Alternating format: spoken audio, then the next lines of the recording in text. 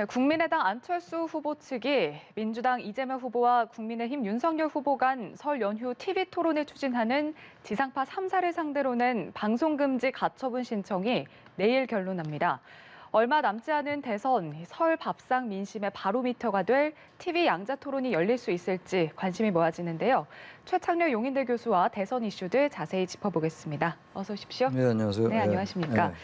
자, 이제 국민의당과 정의당의 입장은 이 양자 토론이 불공정하다라는 거고, 또 지상파 3사 측은 이 이재명, 윤석열 이 두 후보만 참석하더라도 국민의 알 권리를 충분히 보장을 할 수 있다 이렇게 반박을 하고 있습니다. 이제 내일 결론이 날 텐데 결론 어떻게 예상하고 계신가요? 2007년도의 경우를 우리가 이제 생각해 볼 수가 있는데, 네. 2007년도에 당시 정동영, 이회창 후보들 그 대선 때 결국 이제 문국현 후보하고 권영길 후보가 이제 이러한 가처분 신청을 냈어요. 네. 법원이 받아들였습니다. 법원이 받아들였는데 결국은 토론이 무산됐어요. 여러 가지 후보들이 다 참여를 하면은 이게 논점이 분산된다는 거죠. 네. 이제 그 지지율이 높은 후보들은 결국은 토론이 무산됐는데, 이번의 경우도 이제 양당이 그런 얘기를 하고 있어요. 만약에 가처분 신청이 받아들여져서 안철수나 심상정 후보가 토론에 참여를 하면 토론이 의외로 무산될 수가 있다. 그리고 지금 이제 워낙 그 양대 진영의 그 뭐 네거티브 이슈들이 굉장히 많잖아요. 근데 그런 것들이 많이 토론의 대상으로 될 텐데, 그런 것들에 대한 분명한 진위를 가리기 어렵다는 게 양당의 입장입니다, 지금. 근데 민주당은 조금 신축적인 것 같고요. 만약에 안철수나 심상정 후보가 참여하더라도 토론할 수 있다는 입장인데, 국민의힘이 조금 더 완강한 것 같긴 해요. 아무튼 간에 글쎄요, 제가 예측기에는 법정 토론은 지금 3번으로 돼 있거든요. 3번으로 돼 있는데 안철수 후보는 이미 법정 토론의 기준을 충족하고 있어요. 지지율이 5% 이상, 그리고 또 이제 5석 이상의 의석을 가진 정당. 근데 이제 국민의당은 5석 이상은 아닌데, 의석이. 안철수 후보가 최근에 지지율이 적어도 5% 넘거든요. 그렇다면 법정 토론의 대상이 되는 겁니다. 선거 기간 동안에. 그러니까 그거는 이제 중앙선거관리위원회가 주관하는 것이고, 이거는 이제 방송사 주관이긴 해요. 그래서 결국은 가처분 신청이 받아들여질 가능성이 있지 않을까. 내일 결론이 나는데 아마 그럴 가능성이 높다고 일단 봅니다. 예. 아무래도 이제 법원이 2007년에 가처분 인용한 예가 있기 때문에 이번에도 좀 받아들여질 가능성이 어느 정도 있을 텐데, 이제 일단은 이 방송사 3사 입장은 이제 후보자들이 모두 수락을 한다면 4인 토론회를 진행할 용의가 있다라면서도 아무래도 이제 윤석열 후보와 이재명 후보 사이에 불거진 각종 의혹들을 해소하기 위해서는 이제 양자 토론이 필요하다라는 입장이거든요. 이 부분에 대해서는 어떻게 생각하시나요? 글쎄요, 양자 이재명 후보와 윤석열 후보가 나와서 토론을 한들 지금 세간에 제기된 여러 가지 의혹들이 해소될 수 있겠느냐, 이런 생각도 좀 듭니다, 사실. 지금 뭐 워낙 후보 리스크도 있고 주변 가족 리스크가 많은 상황이기 때문에 아마 각자의 주장을 할 공산이 크죠. 우리 거기에 반박을 한다 하더라도 그게 어떤 실체적인 근거나 증거를 가지고 토론회에서 나오기 쉽지 않을 거예요. 좀 그래서 토론회를 한다고 해서 의혹들이 해소될 가능성은 별로 없다고 보기 때문에, 저는 그 논리보다는 일단 논점이 분산되기 때문에 일단 집중할 필요가 있다라는 얘기는 뭐 일리가 있긴 있어요. 근데 이제 두 가지가 있는 거죠. 논점이 분산된다 하더라도 지금 심상정이나 안철수 후보들의 말을 들을 의무가 있어요. 사실은 방송사도 그렇고. 지지율이 낮다 하더라도, 게다가 가뜩이나 지금 양당의 이 독점 양당 체제가 문제가 있다고 얘기하고 있는 상황인데, 아예 토론을 배제하면은 이들의 목소리가 뭔지 전혀 모르잖아요. 그리고 불공정하기도 해요, 사실. 설 연휴 전에 그 상당히 시청률이 높을 텐데 가뜩이나 지지율이 떨어지는데 이 정치의 양극화가 더 심화될 수가 있죠. 전 그러면서 볼 때 물론 유불리를 다 따지겠습니다만, 유불리를 떠나서 판단해 보면 저는 토론에 참여시키는 게 좀 맞지 않겠는가, 그런 생각을 합니다. 이 다자 토론과 관련해서 이제 민주당 내에서는 다자 토론도 가능하다 이런 목소리가 나오고 있는데, 국민의힘에서는 약간 이 다자 토론에서 좀 부정적인 입장을 보이고 있거든요. 이거 어떻게 해석을 해야 될까요? 나름 뭐 계산이 정치적인 이제 속내가 있다고 보긴 봐야 되겠죠. 굳이 이제 추론을 한다면 이재명 후보에게 제기된 그 가족 간의 녹음 파일, 이걸 가지고 여러 얘기가 많이 있단 말이에요. 물론 윤 후보 측도 이제 배우자의 그 녹음 파일이 공개가 계속되고 있는데 양쪽이 다 리스크를 가지고 있어요. 근데 이재명 후보는 본인이 얘기하는 것이고, 또 윤 후보의 경우는 부인이 얘기하는 차이가 있고, 또 반대로 이재명 후보의 경우는 좀 시간이 지났고 2015년도에 그 성남시장 때 얘기 드리고 윤 후보의 부인 관련 녹취는 녹음 파일은 그거는 지난해 거란 말이죠. 이런 약간의 차이들이 있음에도 불구하고 부담은 아마 이재명 후보가 더 느끼는 것 같아요. 이재명 후보 측이 대장동 관련도 그렇고 네. 그리고 윤 후보 측에게 제기됐던 고발 사주 의혹도 있습니다만 고발 사주 의혹보다는 대장동 관련 리스크가 더 크다고 느끼는 거 아닐까. 그렇다면 이제 여러 후보가 나오면 아마 그런 이제 그 논점들이 이슈들이 좀 희석될 수 있지 않느냐. 뭐 그런 생각에서 사자 토론을 원하는 것인지 아니면 원론적으로 제가 아까 말씀드린 것처럼 그들의 말도 들어야 된다는 그런 당위적인 상황에서 그랬는지는 전혀 모르겠습니다만 아마 네. 그런 양쪽의 어떤 정치적인 셈법의 차이는 좀 있지 않을까라는 생각이 들긴 합니다. 네. 이 TV 토론이 이제 어떻게 열리게 될지는 이제 내일이면 알게 네. 되겠지만 이제 이재명 후보와 윤석열 후보를 놓고 봤을 때 이제 국민 기대치라는 게 있잖아요. 아무래도 이재명 후보가 달변가로 잘 알려져 있다 보니까 이제 이재명 후보는 이제 뭐 중간만 해서는 안 된다, 네. 더 잘해야 된다, 더 잘하는 모습을 보여줘야 네. 한다 이런 기대치가 있는 반면에 윤석열 후보는 진짜 조금만 잘해도 선방을 할 거다 이런 예상도 나오더라고요. 그러니까 토론에 대한 기대가 이제 이재명 후보에 대한 기대가 높은 거겠죠. 그 말씀이 이제 의미가. 근데 토론이라는 게요. 그 아주 박빙일 때, 네. 박빙일 때는 이제 후보들 간의 토론이 의미가 있어요. 이게 이제 중도층 아직 표심을 결정하지 못한 유권자들에겐 영향을 줄 수가 있죠. 네네. 토론이라는 게 달변도 중요하고 내용도 중요하고 정책과 공약의 수준도 중요합니다만 그 토론에 임하는 어떤 애티튜드 같은 거, 태도 같은 거 이런 것들도 유권자들이 무의식 중에 인식을 하게 되는 문제들이거든요. 그렇죠. 그래서 네. 이미 마음을 정한 유권자들의 마음을 이 토론을 가지고 결정적으로 변하게 하긴 쉽지 않을 거예요, 아마. 모르죠. 토론 때 정말 세대나 계층을 막론하고 아주 정말 폭발적인 거, 그야말로 스모킹건이 될 수 있는 게임 체인저가 될 수 있는 그러한 이슈가 나온다면 그건 얘기가 달라질 수 있어요. 네. 지지 후보를 안 바꾸겠다는 유권자들도 바꿀 수가 있습니다만 아마 그런 게 나올 가능성은 적다고 보거든요. 지금 워낙 선거전이 가열되고 있는 상황에서 지금까지 안 나왔던 게 토론에서 갑자기 부스 튀어나오기 좀 어려울 것 같고 그렇다면 토론회가 큰 영향을 안 주는데 달변가니까 더 기대가 높았기 때문에 이제 이재명 후보는 잘해도 본전이다 뭐 이런 얘기인데 좀 그런 것보다는 역시 그 대장동 이슈나 이런 부분들이 여전히 예민한 부분들이 있어요. 또 배우자에 관련된 윤 후보 배우자에 관련된 최근에 그 무속 논란 같은 거 이런 것들이 유권자들이 굉장히 관심 있게 볼 가능성이 있습니다. 이런 것들을 이제 어떻게 잘 얘기하고 해명해 나가느냐 그게 더 중요하지 않겠냐고 생각을 합니다. 네. 설 연휴 이후에 이제 TV 토론 이후에 이제 지지율이 어떻게 변화가 그렇죠. 될지 그걸 봐야 상당히 되겠죠. 궁금해집니다. 자, 이재명 후보 이야기를 좀 해보면 어제 가족사 이야기를 하면서 눈물을 보였습니다. 이제 대장동 의혹에 대해서 억울해서 피를 토할 지경이다. 네, 좀 강경한 호소를 했는데 그 부동산 정책 발표를 할 때 이제 문재인 정부의 부동산 정책 실패를 이야기를 하면서 사과하는 모습을 보였고 또 경기도 공약 발표에서는 또 사과의 의미로 큰절까지 글쎄요. 했었거든요.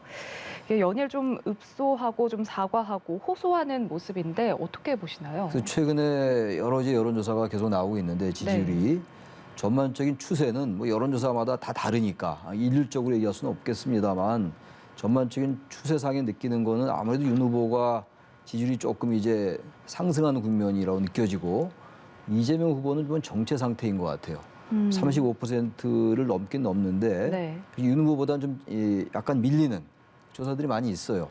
상당히 급박함 같은 게 있겠죠. 그리고 상당히 정책이나 공약, 뭐 아까도 화면에서 윤 후보가 정책 공약을 발표했습니다만 이재명 후보도 굉장히 정책 공약을 많이 발표하고 있거든요. 네. 아까 말씀하신 부동산 관련 공약도 300만 원 공급하겠다. 파격적인 것도 내놓고 경기도의 뭐 GTX 같은 얘기도 하고 있는데 그러한 것들이 의외로 지지율 상승에 잘 반영이 안 된다고 보고 있는 거죠. 반영이 안 되고 있는 게 사실이고 네. 그러다 보니까 많은 정책과 공약을 내놓고 있는데도 불구하고 지지율이 이른바 그 박스권이라고 얘기하나요? 그 어느 정도의 그 지지율 수준을 못 벗어나오고 있으니까 그런 절박함이 배어 나오는 게 뭐 눈물 호소도 하고 눈물이 나올 수도 있겠죠. 답답함이 왜 없겠어요. 후보 네네. 본인이 아무리 뭐 얘기를 해도 별로 지지율에 반영이 안 되니까 반등이 안 되니까 그런 절박함도 있고 큰절도 지난달인가 지지난달인가요? 2달 전에도 큰절을 한번 했어요. 근데 어제도 네네. 이제 큰절을 하고 했는데 그래서 이 표심이 과연 이제 그러한 이재명 후보의 읍소라든지 그런 여러 가지 절박한 호소 뭐 이런 것들이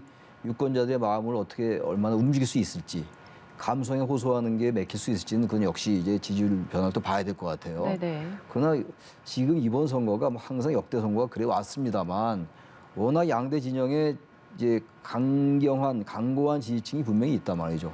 그리고 뭐 세대별로도 극심한 차이가 나는 것도 분명한 사실이고 그래서 그런 것들이 과연 유권자들의 마음에 크게 동요를 할 수 있을지는 좀 지켜봐야지 될 것 같아요. 예. 네. 또 그리고 오전에 민주당 송영길 대표 차기 총선에 출마하지 않겠다 이렇게 선언을 했고요. 또 이제 7인회라고 불리는 이재명 후보 최측근들도 이제 마찬가지로 정권을 잡아도 임명직을 맡지 않겠다. 이런 입장을 밝혔습니다. 이게 어떻게 보면 이제 이재명 후보의 지지율 박스권을 좀 뚫어보겠다 이런 네. 방안으로 나온 이제 승부수라고 볼 수 있을 텐데 어떻게 지지율 정체를 돌파하기 위한 쇄신책 어떻게 보시나요? 전 나름대로 의미가 있다고 봐요. 네네. 보통 특히 지금 이번 선거는 크게 그런 부분들이 안 나오고 있는데 과거의 선거를 보면은 정당 개혁이라든지 네. 정치 혁신이라든지 이런 것들을 내놓는 그리고 공천 혁신 같은 거 총선 같은 경우를 말씀드리는 거예요. 그런 경우 보면은 그러한 총선이나 공천이나 이런 총선이나 이럴 때서 공천 혁신이나 정당 개혁을 내놓는 쪽이 상당히 유리했던 적이 꽤 있어요. 이번 대선은 워낙 뭐 양쪽으로 갈라져 있기 때문에 지금 정당 혁신 얘기도 나오지 않고 있고 네. 제가 몇 번 말씀을 드린 것 같은데 권력 구조 개편 얘기도 거의 없어요.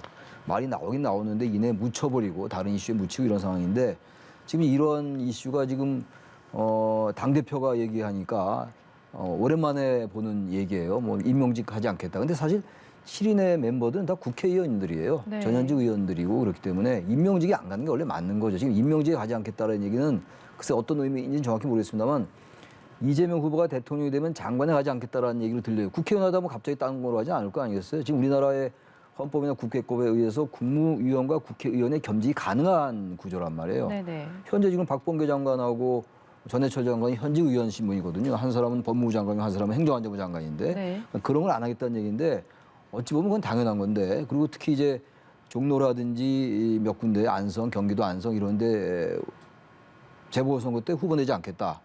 그리고 이제 임명직 하지 않겠다라는 이런 것들은 나름대로 의미는 있어 보여요. 근데 워낙 지금 이제 양대 진영의 양 후보의 네거티브적인 그런 것들이 선거판을 엎고 있는 상황이기 때문에 과연 저러한 게 얼마나 유권자들의 마음속에 임팩트 있게 받을지 모르겠는데 전 나름대로 의미가 있는 거다. 인처소신 같은 거.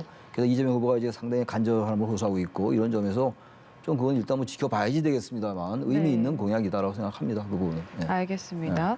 반면에 이제 윤석열 후보는 이제 김건희 씨가 녹취록에서 굿을 언급한 것을 두고서 상처받으신 분들에게 죄송하다 사과를 했습니다. 여기서 이 상처받으신 분들이 이제 아무래도 녹취록에서 언급된 홍준표 의원, 유승민 전 의원 얘기인 것 같은데 이 정도의 사과로 어떻게 좀 이미 원팀이 물 건너갔다라고 보는 시각도 있지만 이 사과는 어떻게 보셨나요? 사과 참 곤혹스러울 거예요. 그리고 저는 뭐 객관적으로 봐서 만약에 그게 사실이라면 녹취가 계속 나오고 있잖아요. 네. 이제 간간히 계속 나오고 있는데 간헐적으로 흘러나오는데 그 유튜브 채널이 계속 공개를 하는 것 같더라고요.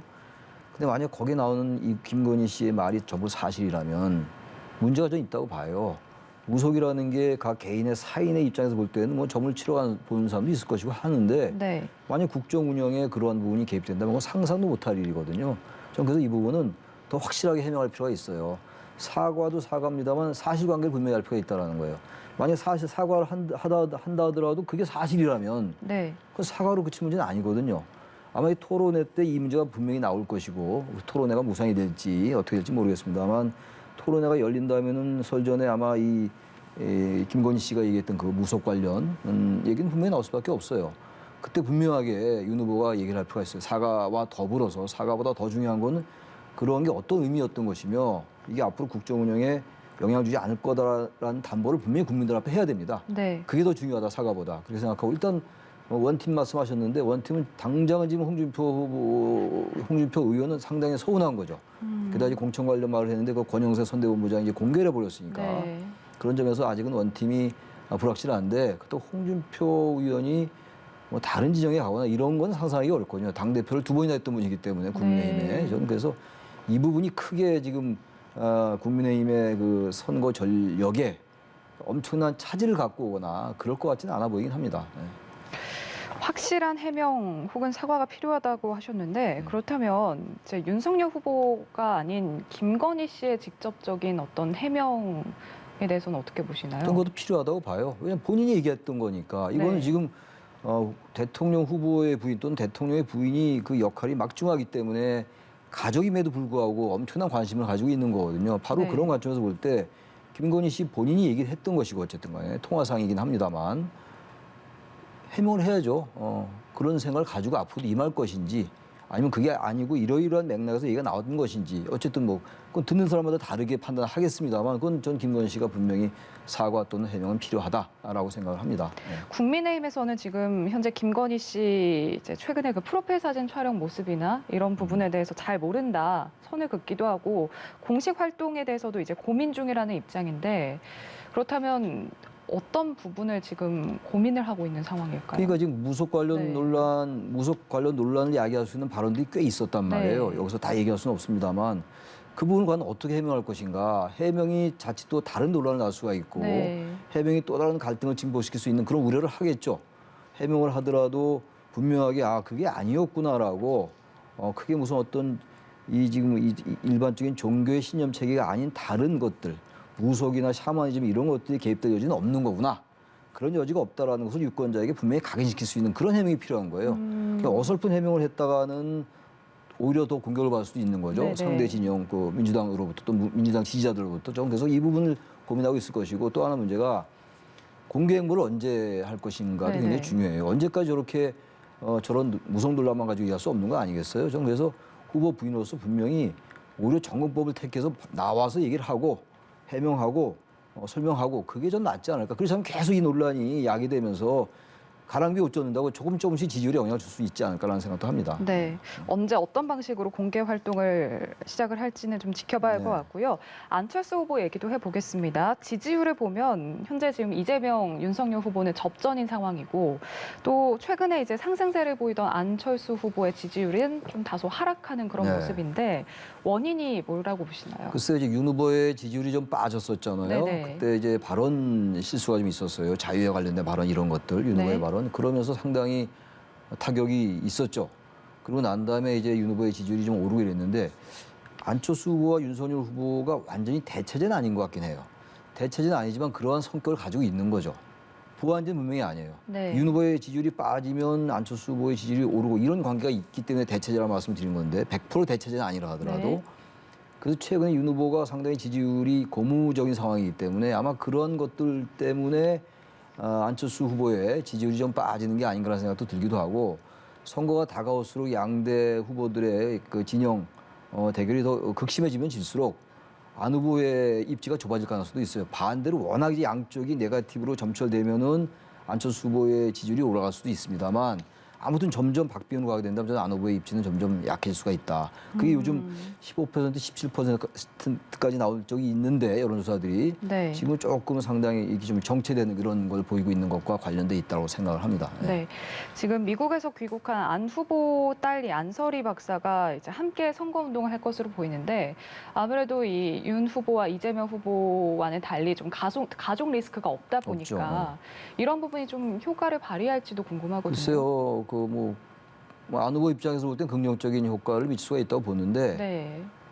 이재명이나 윤석열 후보에 비해서 안철수 후보는 그러한 리스크는 거의 없다고 봐야 되겠죠. 근데 저는 아들이건 딸이건 뭐 가족이건 이런 부분들이 과도하게 앞세워지는 게 저는 그렇게 표심에 영향을 줄 것 같지 않아요. 네. 아니 부정적인 거란 몰라도 누구 딸이 이제 리스크가 없고 그래서 그 딸 때문에 지지율이 올라간다? 그거는 저는 그렇게 안철수 후보의 지지율의 상승에 마이너스는 아니겠습니다만 뭐 결정적인 어떤 플러스적인 요소로 작용한다라고 보기는 좀 어렵지 않을까라고 봅니다. 네, 가족이 부정적인 효과는 줄 수 있어도 네, 긍정적인 네, 효과는 좀 크게 유지할 그렇게 것이다. 긍정적인 면도 있을 수 있죠. 그러나 그게 네. 결정적으로 안 후보의 지지율을 끌어올리거나 이런 정도까지는 한계가 제한적이지 않느냐 그렇게 봐요. 알겠습니다.